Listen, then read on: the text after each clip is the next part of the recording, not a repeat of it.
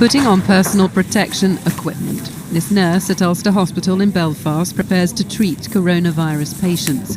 The ward they're in has been closed off and we can only film through the glass.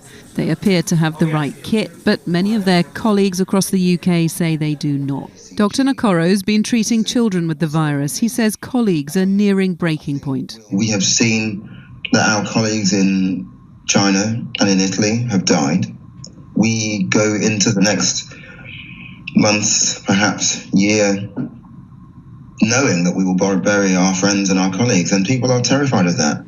He's not alone. In a desperate letter to government, 900 doctors have highlighted the dire situation they say they're in. We've been told of hospitals with less than 7 days PPE equipment, it says. There's widespread concern about the lack of testing available for NHS staff. And it goes on, we're concerned for the mental health of NHS staff enduring stressful and traumatic experiences.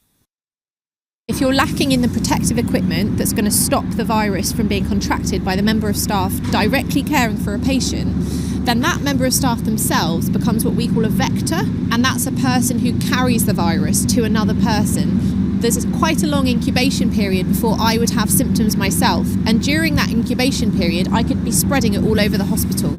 The government insists NHS workers will eventually be tested once they have capacity to turn over 25,000 a day.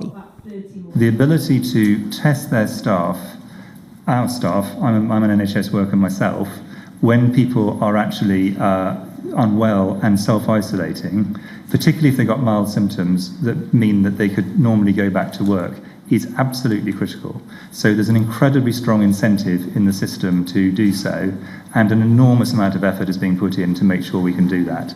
The problem is that won't be for another month, but staff can expect equipment sooner. The Health Secretary's promised to deliver more to the front line in the next 24 hours. Time is not on the side of the health service, and the government knows it.